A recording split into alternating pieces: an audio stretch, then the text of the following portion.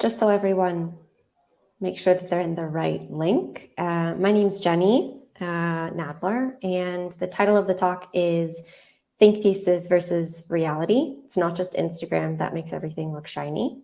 So I'm going to give people a little bit more time, but just for those of you who are here to make sure you're in the right link.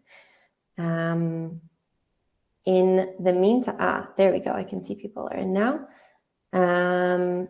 In the meantime, I'll give a little introduction. My name is Jenni Nadler. Like I said, I am the head of UX writing at Wix.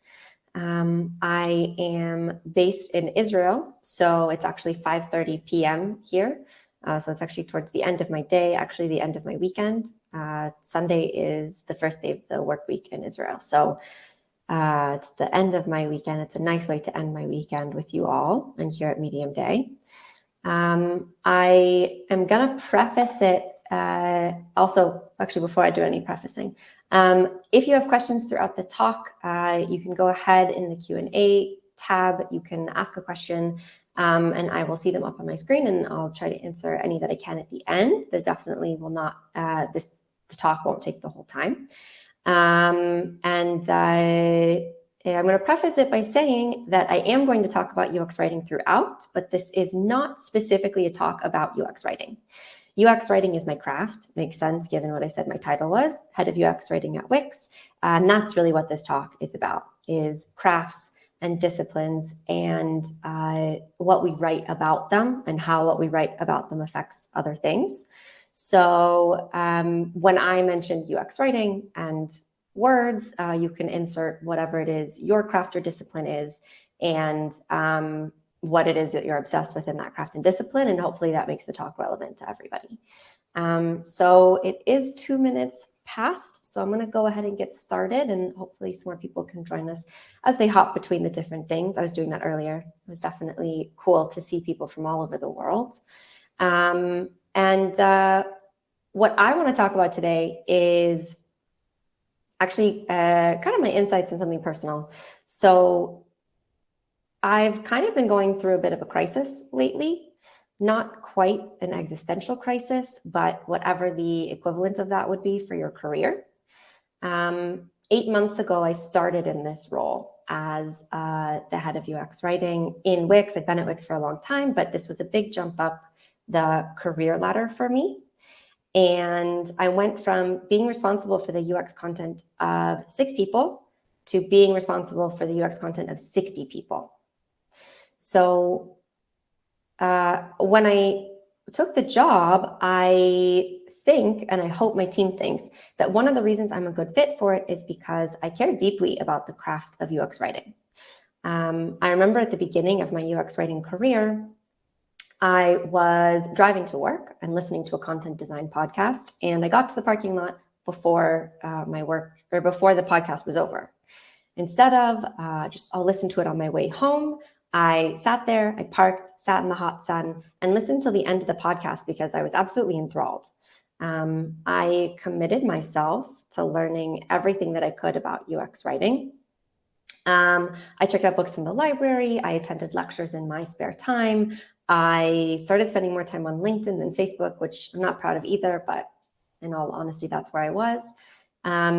I had the opportunity to go to Confab, which is a big content conference, and I fangirled hard over people that I followed online that now I was seeing up close and personal. So when I took the job, I thought, now I can impact the craft of UX writing at Wix. All these things I'd been doing on the side before could now be the main focus of my job. And things went well in the beginning.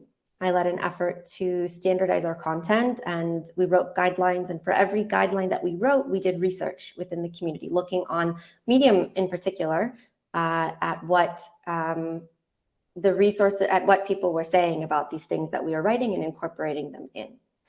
I remember there was a great article that came out about feedback and how to get feedback without going around in circles. And I shared that not only with my writers, but also with members of Wix management, because I thought it was really a best practice. And I love that this was something that just was like handed to me on a silver platter because of someone else's thoughts. I even wrote some articles on the side, not anything for Medium, but still contributing to the community, which was great because I felt like the community was giving me so much. But then after a couple months, something changed. I realized I hadn't opened LinkedIn in a while, and I hadn't been reading anything in a while, and I didn't know why. And it took me a few more months after that to figure it out. Why I hadn't been reading the main industry newsletters, why I hadn't touched my own list of brainstorming, why I hadn't shared about the things my writers were doing. It wasn't that there wasn't good material out there. There was tons of it, and I was really inspired by the amount of people sharing things. There was clearly really good work being done. It's just that all of that good work didn't feel so relevant to my world now. Things that just a few months before I had shouted amen about from my desk chair suddenly didn't seem so feasible in the position I was in. Articles that had once seemed inspirational now felt purely aspirational, and I felt like I was a long way from achieving them. So I'll give you an example. For the last 12 to 16 months, like most high-tech companies, Wix has kind of been buckling down, which means that we've had less resources, but it feels like we're doing more than ever as a company. And this has been really hard for my writers. I'm sure this is something, regardless of your position, that you can relate to. Currently at Wix, UX writers write every single piece of content. No matter how big, how small, how many users will or won't see it, everything goes through us. And this is something that we actually fought really hard for over the years, tooth and nail, honestly, so that we could have true ownership over our content. And the way that we work is really considered the dream by people in the industry, by thought leaders. The fact that we own every single piece of text is the gold standard. And a lot of teams aren't able to do that. They don't have that luxury. And no one writes about how they're okay with that. They write about how they aspire to one day be following the same model that we do. But this model that we worked so hard to achieve and to follow, it's actually been causing us a lot of pain and frustration lately. And I found myself asking, does it make sense? Does it make sense for my writers to write every single word? Is that the best use of their time? Is it holding us back from contributing meaningfully in another way? These are the kind of questions that normally I would go to community resources and platforms like Medium to try and find answers to. But there aren't any answers out there. Turns out that no one wants to write an article about how UX writers should give up a piece of control or turn away from the gold standard. So instead of how I used to feel, reading articles and posts from the community has been leaving me feeling the opposite of inspired. I actually realized I've been having this sense of kind of cognitive dissonance when talking with my writers, unsure of how to really balance the two. Do I actively tell my writers to go against things that I know are best practices in the industry because it's what makes sense for the business? Or do I challenge what are real and logical needs of the business in the name of respecting my craft? Actually, now hearing myself kind of talk about cognitive dissonance and that kind of stuff, maybe it has been an existential crisis, to be determined. I'm up here today, or I had the opportunity up here today to speak because I contributed an article to the UX writing community that resonated deeply with people, or maybe people hated it. But either way, a lot of people read it and were talking about it. But with this existential crisis brewing, I've started to ask myself, if I do things that go against industry best practices, am I a fraud? Can I still contribute to the community that I love so much if I'm not following the community's advice? That article that I wrote that gave me the opportunity to be here today came out nearly a year ago, around the same time that it was announced to the writers that I'd be taking over the team. I haven't written a single Medium article since then. Of course, people have told me that I should capitalize on the success of the first, or that I should bring more content to the people that follow me now, and they're right, totally. But I just haven't. And it's made me think, we've all heard about how social media can mess with the minds and self-esteem of people, how it creates this glossy filter that makes everything look shiny. that it makes it look like everyone else is living a fairy tale. But who would have thought that exaggerated shiny veneer could actually extend to our words, to platforms that are made to bring people together, to think, to question, to learn? I'll be honest and say I'm not sure if others are experiencing this. I kind of hope not, because I don't wish an existential crisis on anybody. But at the same time, I would be shocked if I'm the only one. So I sat down to really think about what can we do? And I came up with 3 things. Number 1 is that we need to create a social pact that exposing the reality of our craft and our communities is going to be okay. Not just okay, but encouraged. It's taken us a long time to kind of come around to this on regular social media. And don't get me wrong, we have a long way to go, and there will always be trolls. But now that we have Instagram versus reality and IRL, I think it's time that we extend that grace to our words as well. Number 2, we need people to think critically about the real challenges facing people in their crafts or communities. What can you bring to the table that isn't filtered? How about if you shared a case study that failed spectacularly instead of everyone always writing about how perfectly everything went for them? And number 3, we need more people in positions of leadership and management to write honest articles, because these are the people who are implementing things and have the ability to really make change at a higher level.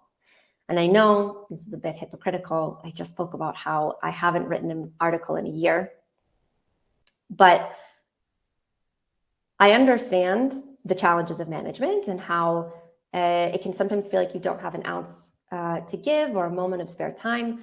But I think it's really important. And just as I would love to hear from people in similar positions what they're doing and the challenges they're facing, I'm starting to think that maybe people would like to hear what I have to say as well, and what lots of people have to say with the honest truth, not the things that are quite so filtered. To be super clear, I'm not saying that we need to stop writing articles and posting tidbits that are aspirational, not at all. But I think we could benefit greatly from finding some kind of a balance that, at least in my community, I haven't really seen yet.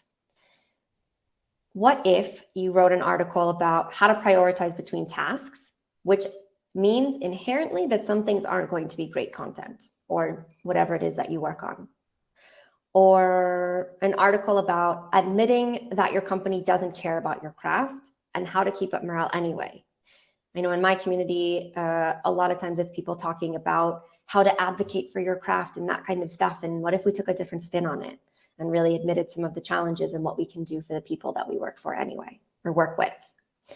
As someone trying to balance my love for the craft with my responsibilities to my company, to my job, to my team, reading articles like this would help me and also help me make a bigger impact on my team.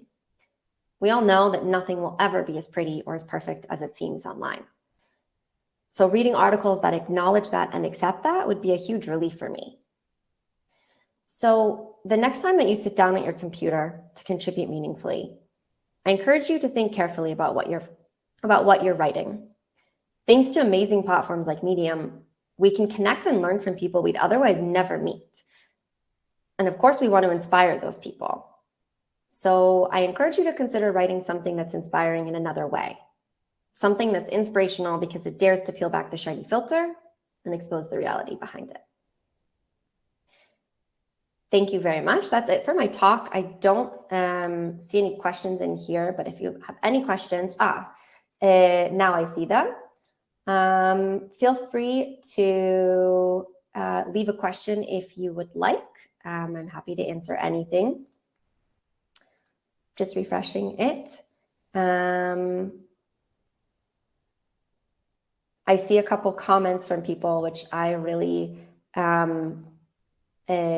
appreciate. In the spirit of this talk, I'm going to approve them so you can see them. And if anyone has any other questions, I'm happy to answer, happy to just try to have a chat about it and whatnot. Hold on, I don't know what this will do. Let's find out. No, I don't know what that does. thank you to those of you who did leave a comment about it being vulnerable. Nikita, I think you're right. It's because everyone wants to put their best in front of everyone, and that's exactly what I'm trying to say, that I think we need to change. And I think that it's definitely it's impacting everything with social media, right? Someone said, what's been the biggest challenge as you take on this approach? I think the biggest challenge, it's a great question, has been, first of all, it's scary, right? Like someone mentioned vulnerability, it's totally vulnerable. And I think what's been the biggest challenge for me is thinking about how it could impact my team, to be honest, and the reputation that we've worked really hard to build. And it's an honest reputation of the work that we do. But being worried, basically, that sharing honestly about the challenges that we're facing, or even just reaching out and asking if anyone has thoughts, that it would make us look less professional, or less like a place someone wants to work, or just, again, like less of that kind of perfect team thing. And as much as it's like scary to be vulnerable as an individual, I would hate for that to have an impact on the people I work with and the people who work really hard.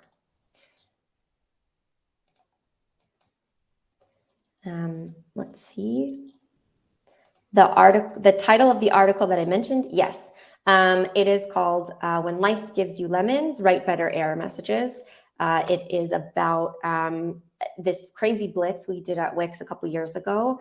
We call it Errorgate 2020, where we updated thousands of we reviewed 7,000 error messages, and we updated thousands of them, and just how to write a good error message, what's not a good error message, and how you could implement something like that yourself.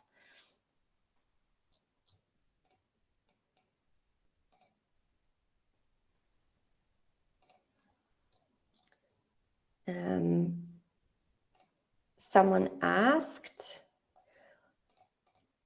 why do you feel like a fraud when you don't follow the industry standard? It works, would be nice if we follow it, but making up your own way of doing something should be valued just as much.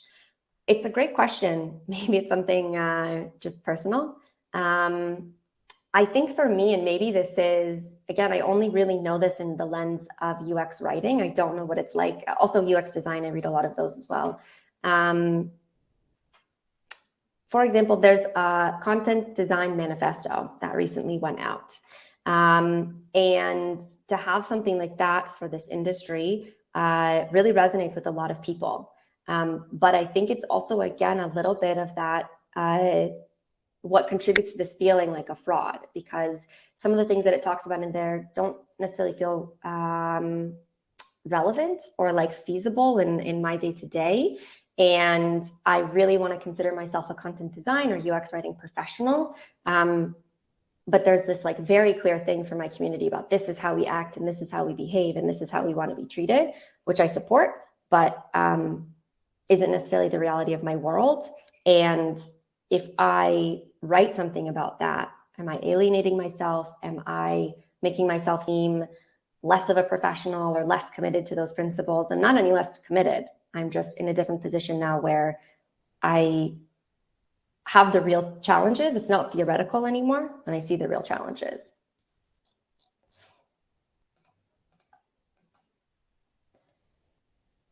Let's see.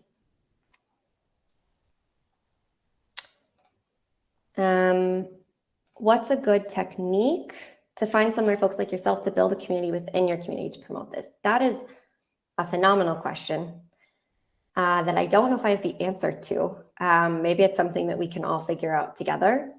I think it starts with someone being really brave and writing an article, to be honest, and putting it out there. And maybe doing this talk can help start that, at least in my own community.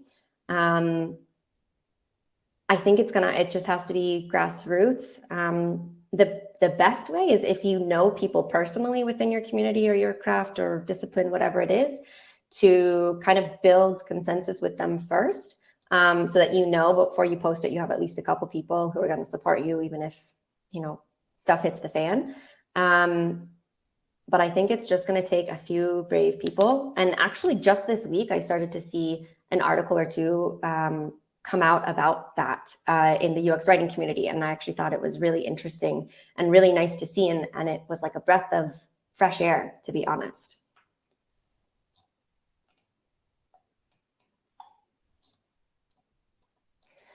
Let's see what else.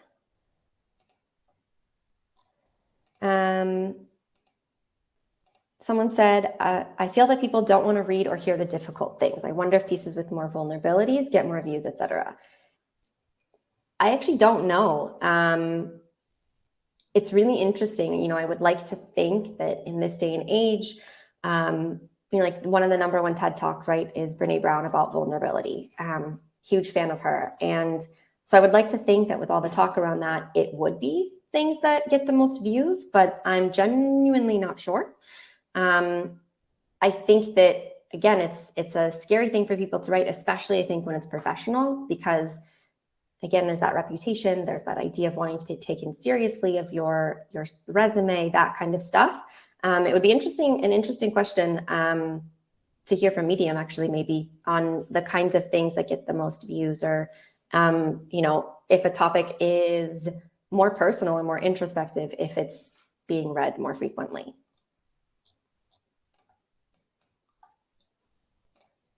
I see that. I don't know how this works. Give me 1 second. I'll try to. No, it's not possible. Okay. Anything else?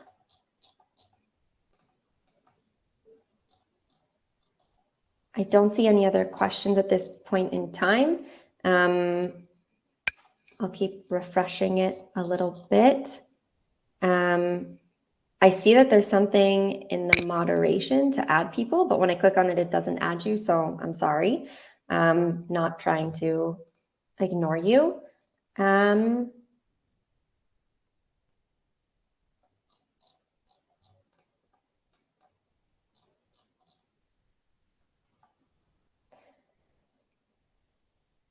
I'll just wait a few more minutes. Thank you to those of you who did put in questions. I wish we were able to have like a dialogue. I'll try one more thing. No. But it's been great to hear from a few of you.